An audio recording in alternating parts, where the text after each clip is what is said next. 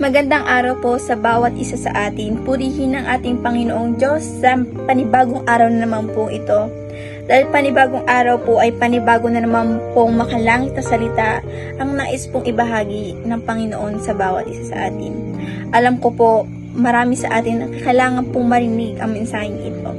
Pero bago po ang lahat, kamusta po ba ang bawat isa sa atin? Alam ko po, bawat isa sa atin ay may mga pinoproblema at iniisip po. Dahil po, normal lang naman po ito sa atin bilang isang tao. Pero lagi po nating tandaan na kung ano man po ang problemang kinaharap po natin or kung ano man po ang mga iniisip natin, ay kailangan po nating magpatuloy sa buhay. Huwag po tayong magpapatalo sa kung ano man po yun. Tayo po ay kumapit po sa mensaheng ibinigay po ng Diyos sa Philippians chapter 4 verse 7.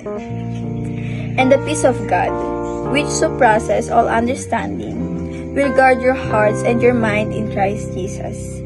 Napakaganda po ng mensaheng iyon. Lagi po natin tatandaan na ang kapayapaan po ay nasa ating Panginoong Diyos.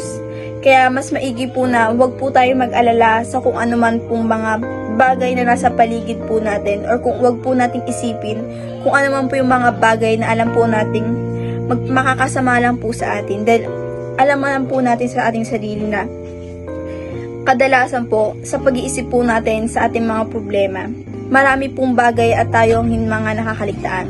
Tulad na lamang po ng pagdarasal. Una-una po na nakakalimutan po natin tuwing may problema po tayo ay pagdarasal. Dahil inuuna po nating isipin kung paano po natin malalagpasan yung mga problemang iyon. Or paano po natin mabibigyan ng paraan yung mga bagay na kailangan po nating matapos. Pero tandaan po natin na dahil po sa mga bagay na yun, nagiging hindrance po yun upang makausap natin ng Panginoon. Instead po ay dapat po tayo ay nagdarasal po at humihingi po ng tulong at gabay sa Panginoon. Dahil siya lamang po ang magbibigay ng kapayapaan sa atin at magbibigay po ng kasagutan sa mga problemang meron tayo. Tayo po ay magbigay po ng oras sa Kanya upang makausap po natin siya at tayo ay mabibigyan po ng maayos at gandang kasagutan. Kaya po kung may mga problema po tayong kinaharap or may mga problema po tayong bitbitin, mas maigi na po na ipagdasal po natin ito sa Panginoon dahil within days po, alam ko po at patunay po ako na mabibigyan po kayo ng kasagutan at bibigyan niya po kayo ng blessings na higit pa sa mga hinihiling nyo. Ngayon po ay itapusin po natin ito sa pagdarasal po. Atin pong buksan ang isip at puso po natin upang po lubos po natin na ma-apply sa ating buhay yung verse na nabasa po natin.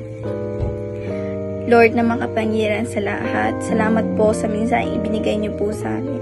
Naway magbigay po ito ng kasagutan sa bawat problema ng bawat isa po sa amin. Kayo po ang bahalang siyang maggabay sa pathway po na aming pupuntahan. Bigyan niyo po ng guide ang bawat isa po sa amin sa paggagawa po ng desisyon at kayo rin po ang siyang maging sandigan po ng bawat isa sa amin. In Jesus' name I pray, Amen.